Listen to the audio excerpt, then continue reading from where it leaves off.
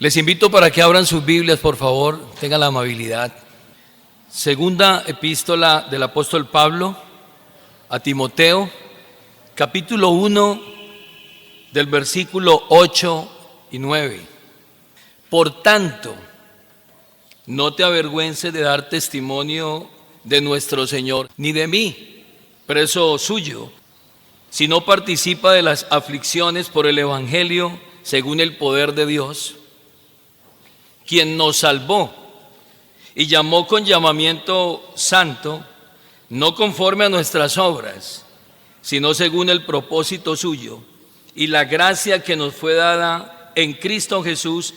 Subraye esto: antes de los tiempos de los siglos. Vamos a meditar bajo el título en esta mañana: el poder preservador de Dios en la salvación. Una doctrina fundamental, una de las doctrinas de la gracia, que tienen que ver con la perseverancia de los santos. Cómo usted y yo hoy perseveramos hasta hoy solo por gracia, solo por el poder de Dios que actúa en nosotros. No es una iniciativa nuestra, no es porque usted y yo nos esforzamos y somos capaces de, sino porque Él ha producido en nosotros el querer como el hacer por su buena voluntad. Y surgen varias preguntas. La primera de ellas es si existe una posibilidad de que un cristiano genuino pudiera perder su salvación. Hoy usted le pregunta a muchas personas si la salvación se pierde, y ellos dicen, sí, la salvación se pierde, porque aún piensan que la salvación depende de ellos. Pero también podemos preguntarnos en esta mañana si existe una posibilidad de que un cristiano también, después de haber conocido el Evangelio, pueda abandonar el camino, su fe, pueda dejar de perseverar en la gracia soberana de Dios.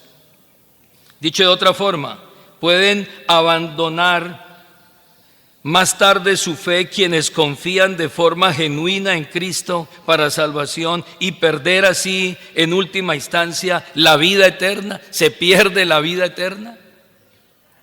Son preguntas que la Biblia claramente responde. Y a esta doctrina se suele llamársele la doctrina de la perseverancia de los santos. Y hoy vamos a ver a través de unos textos cómo Dios, el Dios Trino, está comprometido, está involucrado de principio a fin en la salvación de los escogidos. Y que nada, absolutamente nada, se va por dentro de los dedos. En otras palabras, nadie absolutamente que ha sido llamado por Dios para salvación puede perder la salvación. En primera instancia, entonces, hermanos, miremos que la seguridad de nosotros en la salvación está basada, está soportada, está anclada en el amor inmutable de Dios, en el amor que no cambia. El amor de Dios es como Él mismo, su amor no cambia, como Él no cambia. Que nuestra salvación hoy está anclada en su poder infinito. Él es infinito y su poder no tiene límites, es infinitamente grande. Y nuestra salvación está también anclada en la voluntad soberana del Dios Salvador. Así que estamos sobre el amor, sobre el poder y sobre la voluntad soberana de Dios, el Padre. Y podemos decir entonces que esa salvación que nace en el Padre comenzó en la eternidad pasada. Lo acabamos de leer. Verso 9, mire la última parte del texto. Quien nos salvó y llamó con llamamiento santo, no conforme a nuestras obras, sino según el propósito suyo y la gracia que nos fue dada en Cristo Jesús. Y la última parte dice, antes de los tiempos de los siglos. Antes que existiera el tiempo, en la eternidad pasada, dice el texto, antes de los tiempos de los siglos, Él ya había prefijado la salvación. Así que la salvación no es el producto de una improvisación, no. La salvación, como también dice Efesios capítulo 1, Pablo mostrando esta salvación, en el verso 4 dice que nos escogió en Él antes de la fundación del mundo para que fuésemos santos y sin mancha delante de Él. Y Pedro lo ratifica diciendo que el Cordero que fue inmolado antes de la fundación del mundo, pero manifestado en estos tiempos postreros por amor a ustedes, por amor a nosotros. Así que esa salvación empieza en la eternidad, donde ni usted ni yo estábamos. Oído a esto, usted ni yo estábamos allá. No se nos pidió consentimiento, no se nos pidió opinión. No, eso nació en la voluntad soberana de Dios, en el amor infinito y en su poder glorioso. Las Escrituras entonces describen este decreto como que el Padre en la eternidad pasada le entregó a esos salvados al Hijo para salvarlos. Es decir, el Padre entrega a esos salvos, escogidos, elegidos para ser salvos. Váyase por favor al Evangelio según San Juan. En el capítulo 6, en el versículo 37 y 38, muestra cómo Jesús menciona cómo el Padre entregó en sus manos a esos que en la eternidad pasada le fueron dados. Verso 37 del capítulo 6. Jesús dijo: mas os he dicho que aunque me habéis visto, no creéis. Todo lo que el Padre me da, vendrá a mí. Y al que a mí viene, no le echo fuera. Porque he descendido del cielo no para hacer mi voluntad, sino la voluntad del que me envió. Y esta es la voluntad del Padre, el que me envió, que de todo lo que me diere, no pierda yo nada, sino que lo resucite en el día postrero. Está claro, el Padre ha dado al Hijo los que han de ser salvos. El capítulo 10 de este mismo libro, en el versículo 39, Jesús, mostrando esa realidad espiritual, dice en el versículo 29, mi Padre que me las dio es mayor que todos y nadie las puede arrebatar de la mano de mi Padre. Nadie las puede arrebatar de la mano de mi Padre. ¿Por qué? Porque esas ovejas por las que yo doy mi vida, esas ovejas me las dio mi Padre, y mi Padre es mayor que todos y nadie las puede arrebatar de la mano de mi Padre. En esa seguridad es que usted y yo estamos anclados. No es en nuestro esfuerzo humano, en nuestra capacidad humana, en la iniciativa humana, porque ni siquiera estábamos cuando se tomó esa decisión, sino es en la decisión soberana de Dios. Capítulo 17, el versículo 2 de Juan. El verso 2 reitera: como le has dado potestad sobre toda carne, para que dé vida eterna a todos los que le diste. Y esta es la vida eterna, que te conozcan a ti, el único Dios verdadero, y a Jesucristo a quien has enviado. Versículo 6: he manifestado tu nombre a los hombres que del mundo, ¿qué cosa? Me diste. Tuyos eran, ¿en dónde? En la eternidad, y me los diste y han guardado tu palabra. Me los diste. Versículo 9: yo ruego por ellos no ruego por el mundo, sino por los que me diste, porque tuyos son. Wow, impresionante. Versículo 24. Padre, aquellos que me has dado, quiero que donde yo estoy, también ellos estén conmigo, para que vean mi gloria que me has dado, porque me has amado desde antes de la fundación del mundo y me los diste en la eternidad, para que yo dé mi vida por ellos. Y el propósito de habérselos dado al Hijo es muy claro en las Escrituras. El propósito de haber dado el Padre al Hijo, esos que en la eternidad pasada quiso salvar, es para que ellos sean conforme a la imagen de su Hijo. Ese es el propósito. No es como nos lo han querido vender algunos movimientos o algunos predicadores o falsos maestros, que el Padre le ha dado al Hijo a esos para que sean felices, para que sean ricos, para que sean prósperos, para que no. El propósito ya está fijado.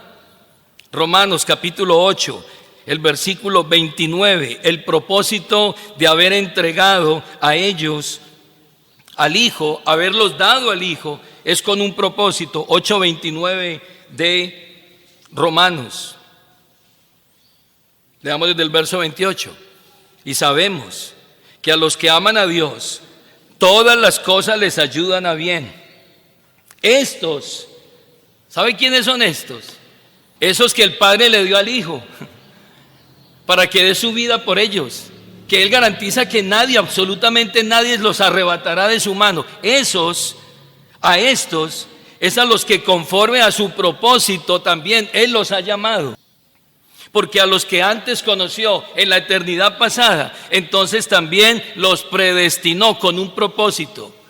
El propósito es para que fuesen hechos, no eran, para que sean hechos conforme a la imagen de su Hijo, para que Él sea el primogénito entre muchos hermanos. Los llama hermanos. Así que el único propósito por el cual el Padre ha dado al Hijo esas ovejas es para que ellos sean iguales a su Hijo, para que sean hechos conforme a la imagen de su Hijo.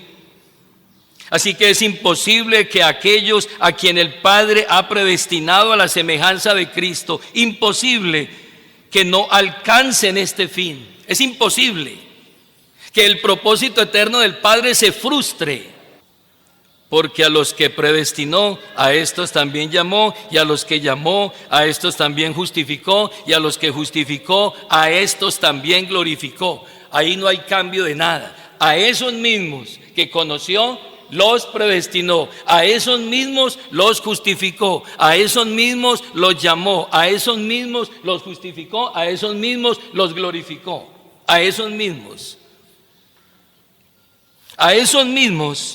les garantiza absolutamente la salvación. La consumación final de la salvación de ese creyente es tan cierta, es tan segura.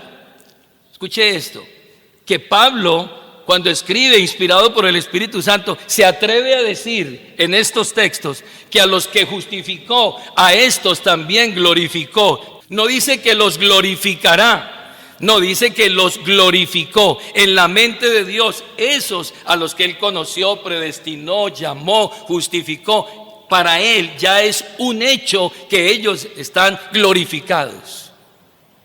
También los glorificó. Entonces, a este pensamiento el apóstol Pablo añade que absolutamente ninguno de ellos, ninguno se perderá, y que absolutamente ninguno de ellos será condenado. Romanos capítulo 8, el verso 31. ¿Qué pues diremos a esto? Si Dios es por nosotros, ¿quién contra nosotros? El que no escatimó ni a su propio Hijo, sino que lo entregó por todos nosotros, ¿cómo no nos dará también con Él todas las cosas? Verso 33, ¿quién acusará a los escogidos de Dios? ¿Quién los va a acusar? Dios es el que justifica, ya los justificó. Verso 34, ¿quién es el que condenará? ¿Quién los va a condenar? Cristo es el que murió, más aún el que también resucitó, el que además está a la diestra de Dios, el que también intercede por ellos. Día y noche está intercediendo por ellos. Por eso el capítulo 8, el verso 1, rotundamente el apóstol está diciendo, lea el verso 1 del capítulo 8 de Romanos. Ahora pues, ninguna, si usted ha tenido dudas de esta salvación, yo quiero decirle que este texto nos da tranquilidad, paz, nos da sosiego, nos da seguridad. Ahora pues, ninguna condenación hay para los que están en Cristo Jesús. ¿Quiénes son los que están en Cristo Jesús? Aquellos que el Padre le concedió desde la eternidad pasada, al Hijo se los concedió. Y entonces dice, aquellos que no andan conforme a la carne, sino conforme al Espíritu, esos no van a recibir condenación. Esos o a esos absolutamente nada los podrá separar de Dios. Y en el verso 35, entonces Pablo enumera una serie de cosas que nosotros humanamente podríamos pensar o podríamos razonar que nos podrían separar de estas promesas eternas de Dios. Y entonces en el versículo 35 Pablo dice, ¿quién nos separará del amor de Cristo? ¿Quién? ¿Quién podrá separar a esos que el Padre le dio al Hijo para salvar? ¿Quién? ¿Tribulación? ¿Los va a separar? ¿Los va a separar angustia? ¿Persecución? ¿Hambre? ¿Desnudez? ¿Peligro? ¿Espada? Como está escrito, por causa de ti somos todo el tiempo muertos, somos contados como ovejas del matadero. Y Pablo dice, antes que sucedan y en todas estas cosas, nosotros somos más que vencedores por medio de aquel que nos amó. Y Pablo ratifica, por lo cual yo estoy totalmente seguro. ¿En qué está seguro? ¿En qué está seguro? Está seguro en que esos que el Padre le dio al Hijo en la eternidad y por los cuales Él murió, entonces Él está seguro que ni la muerte, uno diría, la muerte es lo más extremo que un ser humano puede experimentar, pero ni aún eso, la muerte no nos separa de eso. Ningún hombre tiene poder sobre la muerte, nadie. Pero aún la muerte, dice, ni la muerte, ni la vida, ni ángeles, ni principados, ni potestades. Aquí está nombrando las huestes espirituales de maldad que Pablo menciona en Efesios 6, 10 en adelante. Principados, potestades, huestes espirituales de maldad. Todos los séquitos del mal no podrían arrebatarnos a nosotros de esa promesa salvadora, ni potestades, pero tampoco lo presente, ni lo porvenir, ni lo alto, ni lo profundo, ni ninguna cosa creada nos podrán separar del amor de Dios que es en Cristo Jesús, Señor nuestro. Nada. Wow.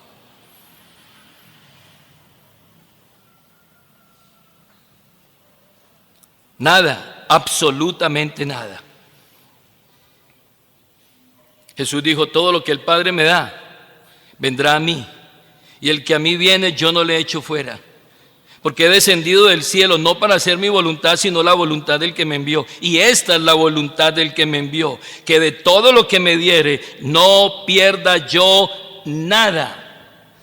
Nada se pierde aquí, sino que lo resucite en el día postrero. Y esta es la voluntad del que me ha enviado, que todo aquel que ve al Hijo y cree en Él, tiene vida eterna. Y yo, dice Jesús, yo mismo le resucitaré en el día postrero.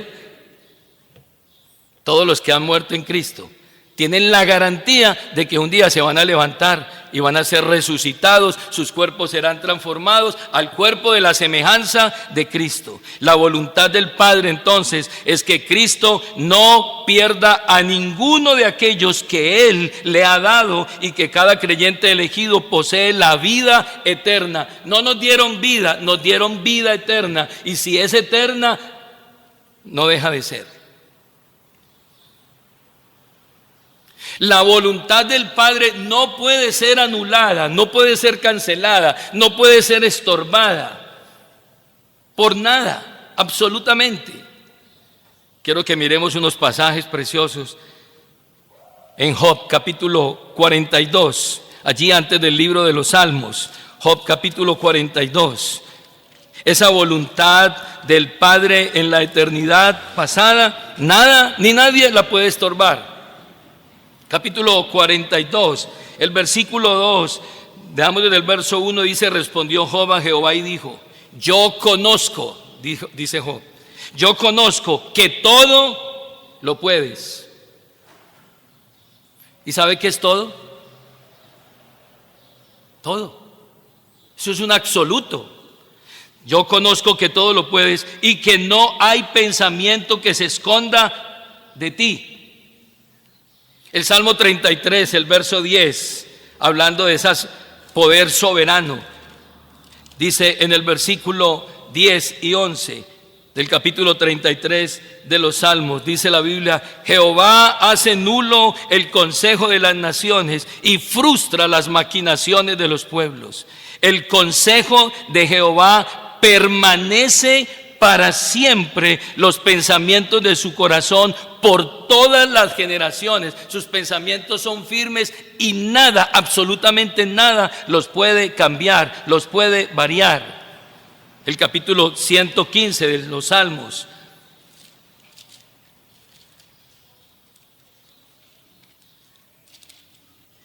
El versículo 3. Esto es poderoso. Verso 3: nuestro Dios está en los cielos, todo lo que quiso ha hecho. Uy, ¿será que yo sí soy salvo? ¿Será que esto se va a perder? ¿Será? Es que esto no nos lo mandó a nosotros un político, un religioso, un estadista, una organización de hombres. No. Esto nació en la eternidad, en la mente de Dios, y Él lo determinó. Y el texto dice: nuestro Dios está en los cielos y todo lo que Él quiso, Él lo ha hecho. Eso se llama omnipotencia, eso se llama suficiencia. Isaías también lo muestra, allí en el capítulo 46, en el versículo 6. Isaías 46:9. El Señor nos habla a nosotros mediante la palabra y dice: acordaos de las cosas pasadas desde los tiempos antiguos, porque yo soy Dios y no hay otro Dios, y nada hay semejante a mí, nada que se compare a mí, dice Dios, que anuncio lo por venir desde el principio y desde la antigüedad lo que aún no era hecho, que digo: mi consejo permanecerá y haré todo lo que yo quiero. Todo lo que yo quiero. Pregunto, si su salvación está anclada en esa omnipotencia y en esa soberanía, yo pregunto, ¿podrá estar su salvación en juego? Por eso Pablo expresa con confianza, Filipenses 1:6, váyase allí a Filipenses capítulo 1. Por eso la seguridad. El versículo 6. No debiera haber creyentes dudando en la nebulosa. No.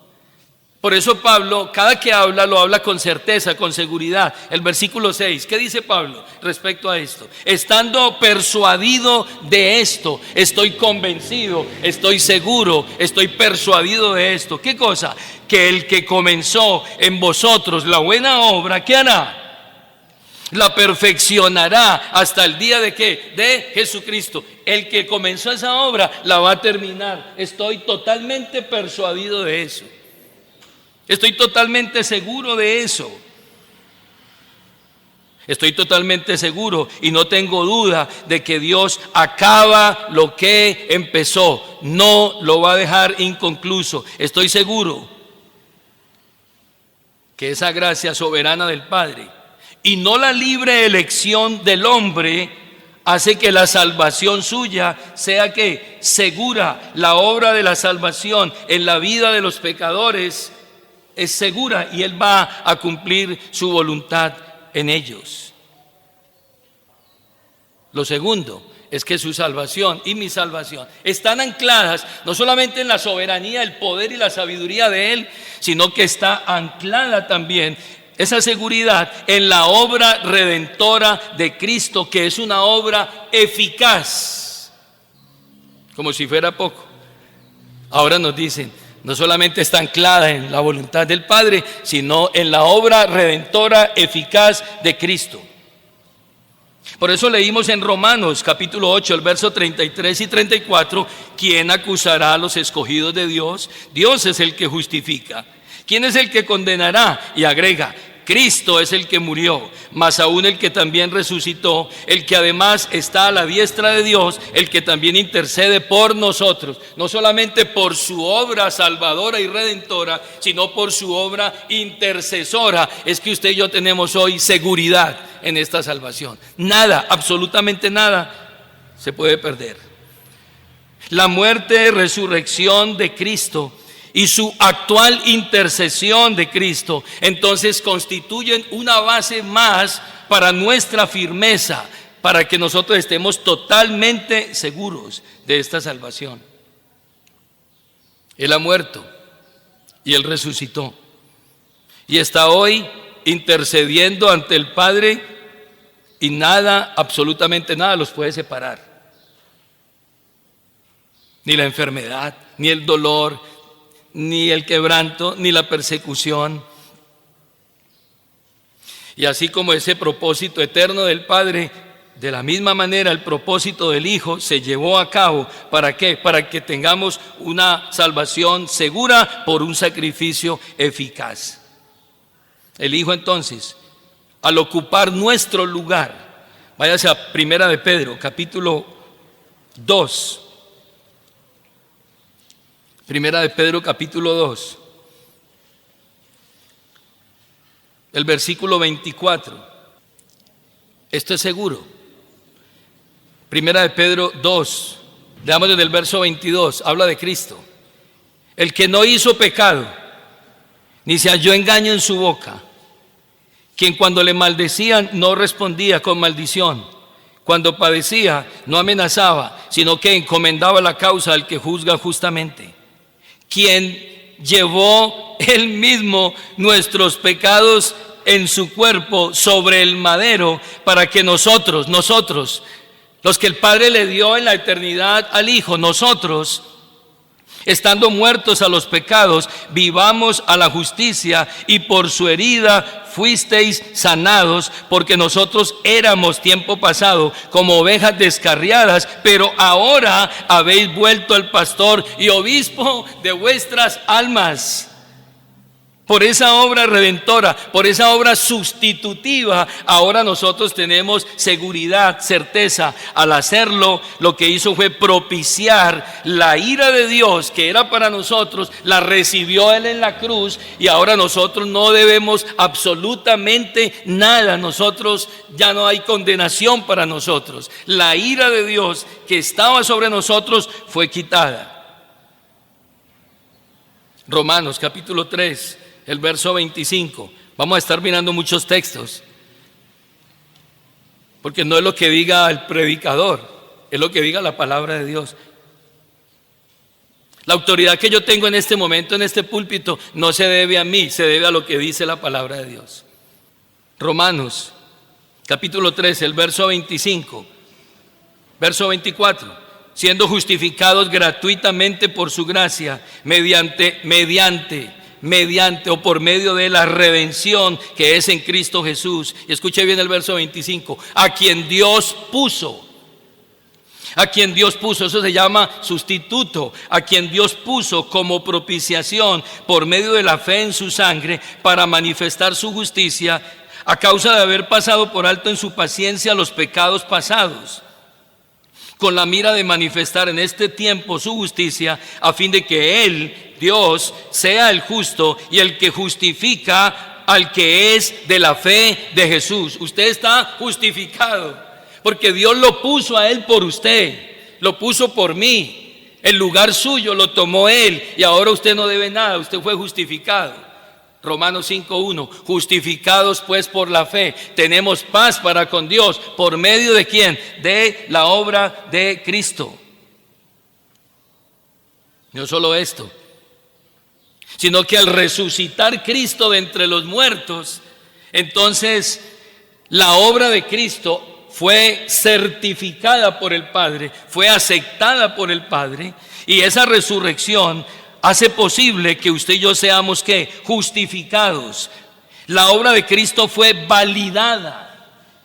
El Padre le dio el ok a esa obra y aceptó ese sacrificio, y ahora nosotros somos justificados, somos salvados, somos redimidos por esa obra. No hay condenación para los que están ahí, para los que están unidos a Cristo. Vaya al libro de los Hechos, capítulo 13, el verso 38. Dice el verso 37, mas aquel a quien Dios levantó no vio corrupción. Sabed pues esto, varones hermanos, que por medio de Él, de Cristo, se os anuncia el perdón de pecados. Están perdonados. Están perdonados. ¿Mediante qué? Por medio de Él. ¿De quién? De Cristo. ¿De qué? De su obra. Se os anuncia. Ese es el Evangelio. Ese es el Evangelio. Esas son las buenas noticias del Evangelio. Que sus pecados han sido ¿qué? Perdonados. Si usted reconoce a Cristo como Señor y soberano. Verso 39. Y que de todo aquello de que por la ley de Moisés no pudiste ser justificados, en Cristo es justificado. Todo aquel que cree en Él es justificado. Esa es la buena noticia del Evangelio. Esa es la buena noticia del Evangelio. La buena noticia del Evangelio es que usted ya no debe nada. La buena noticia del Evangelio es que hemos sido justificados.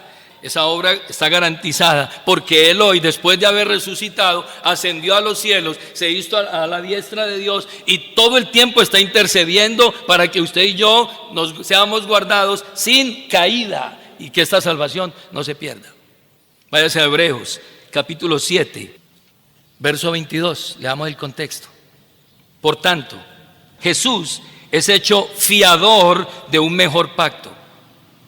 Y los otros sacerdotes llegaron a ser muchos debido a que por la muerte no podían continuar. Mas Cristo, por cuanto permanece para siempre, tiene un sacerdocio inmutable.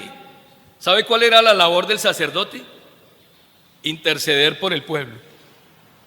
El pueblo pecaba y el sacerdote entraba hasta el lugar santísimo con una ofrenda. Y entraba hasta allá y ofrecía la ofrenda a Dios. Y el pueblo se quedaba afuera, no podían entrar. Solamente un sacerdote, el sumo sacerdote, entraba al lugar santísimo con la ofrenda por los pecados de todo el pueblo. El pueblo estaba expectante afuera. Si el sacerdote salía, el pueblo se regocijaba porque sus pecados habían sido perdonados. Verso 24, mas por cuanto permanece para siempre, tiene un sacerdocio inmutable. ¿Qué significa? Que no cambia, por lo cual puede también salvar perpetuamente a los que por Él se acercan a Dios, viviendo, ¿qué cosa? Viviendo siempre para interceder por ellos, porque tal sumo sacerdote nos convenía, Cristo, santo, inocente, sin mancha, apartado de los pecadores y hecho más sublime que los mismos cielos, que no tiene necesidad cada día, como aquellos sumos sacerdotes, de ofrecer primero sacrificio por sus propios pecados y luego por los del pueblo, porque esto lo hizo una vez para siempre, ofreciéndose a sí mismo. Tiene un sacerdocio perpetuo y puede interceder por nosotros todo el tiempo. En esa verdad, en esa intercesión, hoy usted y yo podemos estar seguros. Pero finalmente, esta obra está anclada, y esa seguridad del creyente hoy está basada en el ministerio del Espíritu Santo. Váyase a Efesios, capítulo 1, el versículo 13. Esto es una obra intertrinitaria. El Padre en la eternidad pasada entregó a esos al Hijo. El Hijo fue el sustituto por ellos. Y ahora el Espíritu Santo aplica la obra de Cristo en la vida de esos salvados y les pone un sello. Lea conmigo el verso 13. En Él, en Cristo, vosotros, habiendo oído la palabra de verdad, el evangelio de vuestra salvación. Por eso usted no puede ser salvo si no oye y reconoce el evangelio de vuestra salvación, y habiendo creído en él, entonces fuisteis sellados con el Espíritu Santo de la promesa, que es las arras de nuestra herencia, hasta la redención de la posesión adquirida para alabanza de su gloria. Pastor, ¿qué es eso tan enredado? Palabras más, palabras menos. A usted lo compraron y le pusieron un sello y Dios dijo: este es mío. Por eso la Biblia dice: conoce Dios a los que son suyos. Dios los conoce. Por eso Jesús dijo: mis ovejas oyen mi voz y ellas me conocen y yo las conozco y ellas me siguen y yo les doy vida eterna y no vendrán a condenación. No, imposible. Hay un conocimiento de ellos. Pero ahora el Espíritu Santo interviene, y a esos que Él conoció en la eternidad pasada, que dio al Hijo y que el Hijo entregó su vida por ellos, entonces les pone un sello. Pero no es que el Espíritu Santo les ponga un sello, es que el mismo Espíritu Santo es el sello, es la garantía, es el adelanto, son las arras. Cuando usted hace un negocio, compra una propiedad, usted entrega una cuota inicial, usted da unas arras que garantizan que el resto del dinero será dado, será consignado en próximos días para que la totalidad de esa propiedad sea suya. Pero usted tiene que dar unas arras, tiene que dar unos adelantos. Dios dijo: esos que son míos, yo voy a dar unas arras, una garantía.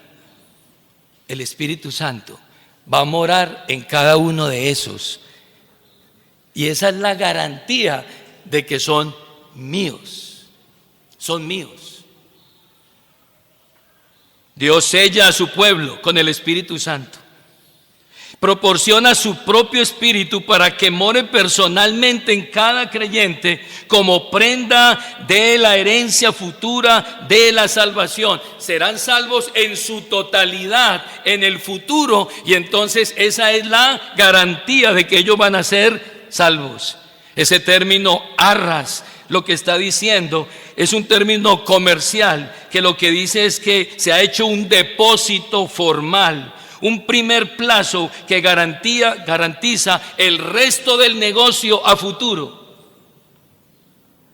Dios dice: son míos, doy la cuota inicial, ellos son míos, doy mi espíritu, y ese es el sello, el adelanto, las arras. ¿Hasta cuándo? Lea la última parte,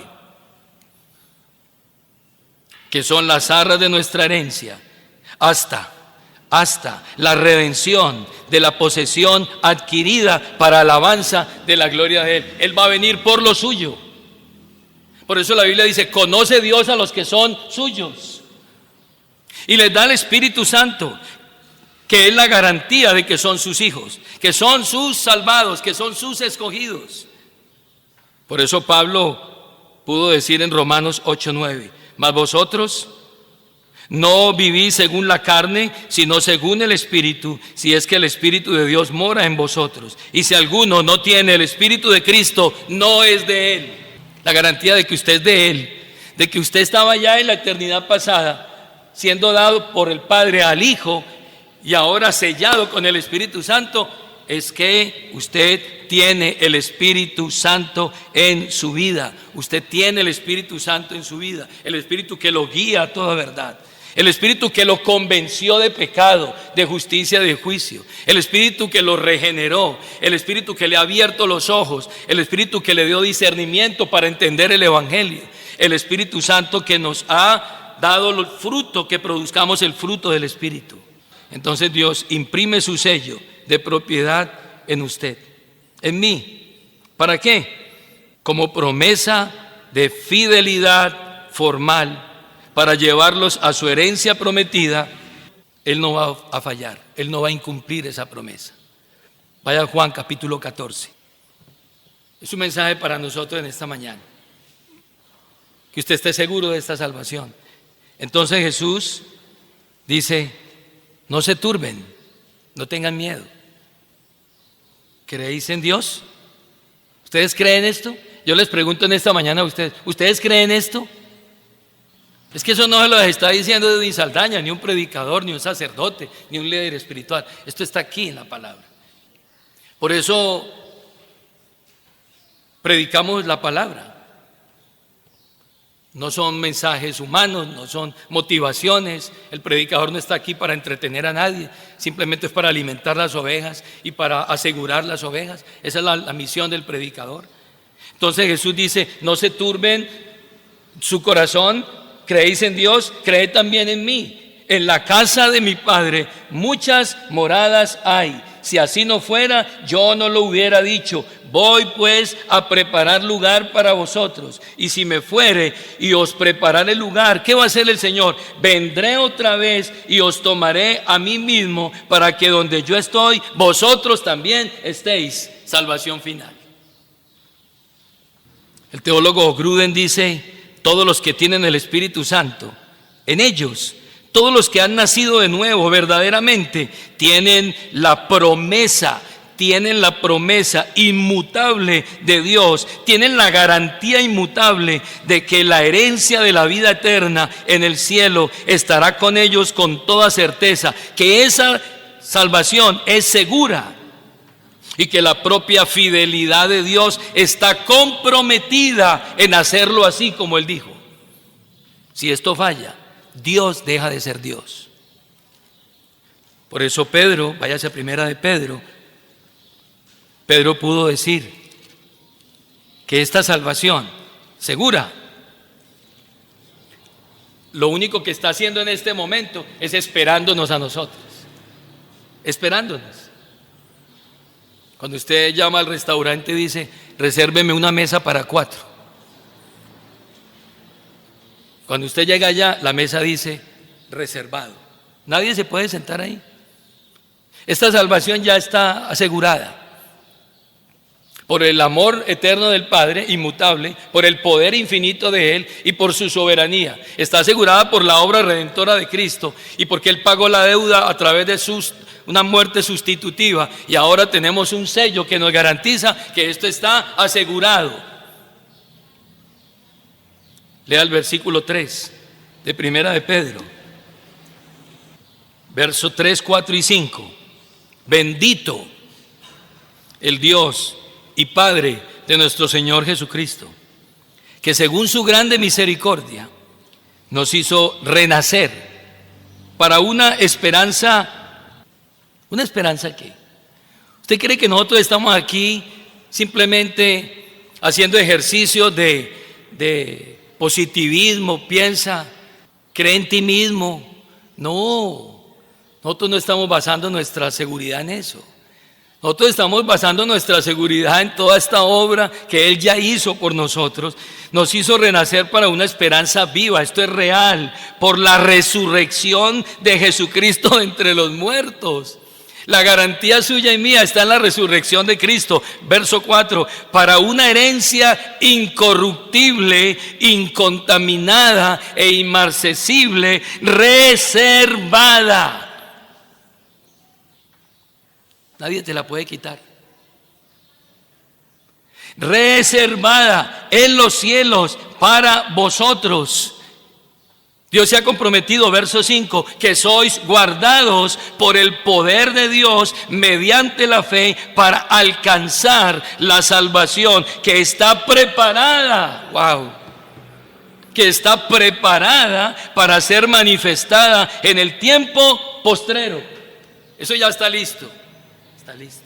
Si estás en esas ovejas, si eres uno de esos que el Padre le dio al Hijo en la eternidad, si tu nombre estaba allí en la cruz, cuando Él puso el acta de decretos que había contra nosotros, que nos era contraria, de esos redimidos que el Padre le dio en la eternidad al Hijo, tú puedes estar hoy seguro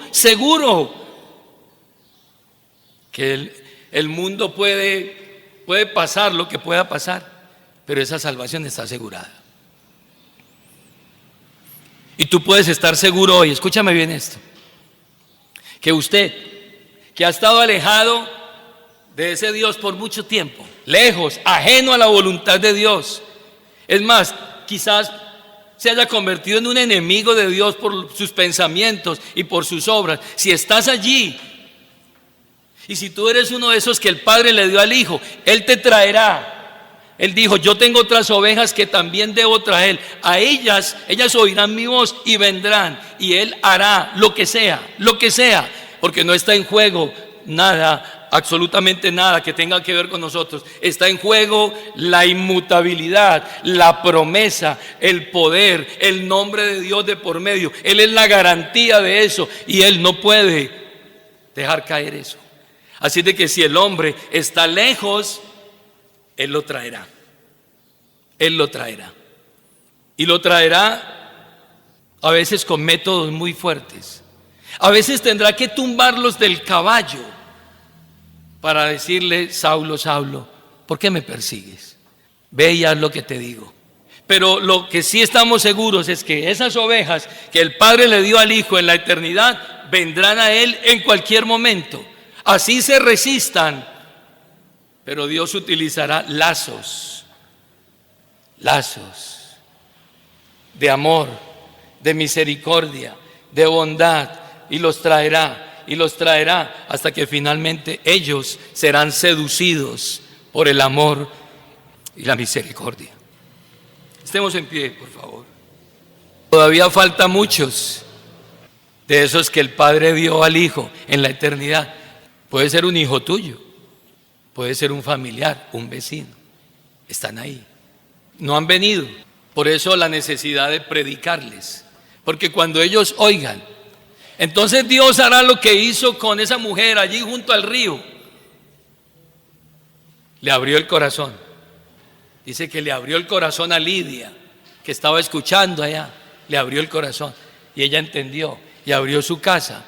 Y fue la primera puerta que se abrió para que el evangelio llegara a toda Europa. Esa mujer, Dios le abrió el corazón. Entonces entenderá que debe nacer de nuevo, como lo hizo con un religioso llamado Nicodemo. Y él entenderá que tiene que nacer de nuevo para poder ver el reino de Dios. O un perseguidor, o un pescador, pero Dios sigue llamando a través de su mensaje a las ovejas y ellas van a venir. Vamos a orar en esta hora, dando gracias a Dios por la seguridad de la salvación. Yo estoy seguro que aquí Dios tiene salvados. También quiero decirles que no todos son salvos, pero los salvados estarán aquí. Y yo ruego a Dios para que todos, esa es mi misión, predicar para que todos sean salvos. Pero eso está en las manos de Él, en la soberanía de Él. La salvación le pertenece a Jehová nuestro Dios y Él hará la obra. Nuestra misión, predicar, orar, anunciar por esas personas para que el Señor tenga misericordia de todos. Oremos.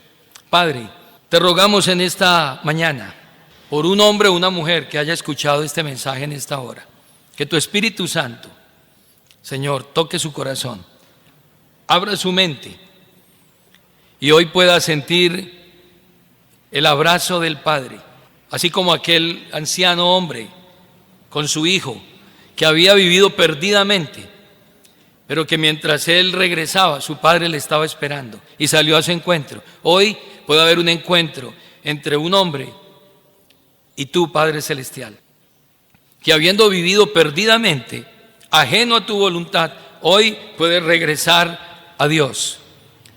Que aquel que vivió de espaldas a Dios por mucho tiempo, al oír tu palabra, Señor, vendrá a ti. Y todo el que viene a ti, como dice tu palabra, tú no le echas fuera. Permite, Señor, que hoy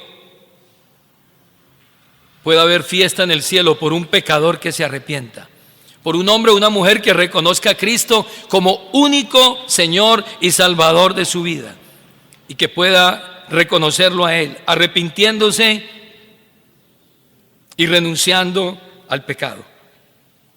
Padre, te pido en esta hora que afirmes el corazón de cada creyente en esta seguridad de la salvación, y que podamos juntos, Señor, seguir avanzando, sirviéndote en gratitud a lo que tú has hecho por nosotros, porque no te elegimos nosotros a ti, sino que tú nos elegiste a nosotros. No te amamos nosotros a ti, sino que tú nos amaste primero. Y en respuesta a ello, Padre, queremos entregar nuestra vida, nuestro trabajo, nuestros dones que tú nos has dado y trabajar para ti, Señor. Aún faltan muchos por entrar, aún faltan muchos por oír. Permítenos, Señor, anunciar estas virtudes de aquel que nos ha llamado de las tinieblas a su luz admirable. Gracias por la seguridad de esta salvación. Gracias porque hoy tenemos redención, vida eterna, paz para con Dios por medio de tu Hijo Jesucristo. Y gracias por el Espíritu Santo, que es nuestra garantía, en nuestras arras de nuestra herencia, hasta el día en que tú, Señor, nos llames para estar contigo. Lo pedimos en esta hora, en el nombre de tu amado Hijo Jesucristo. Amén.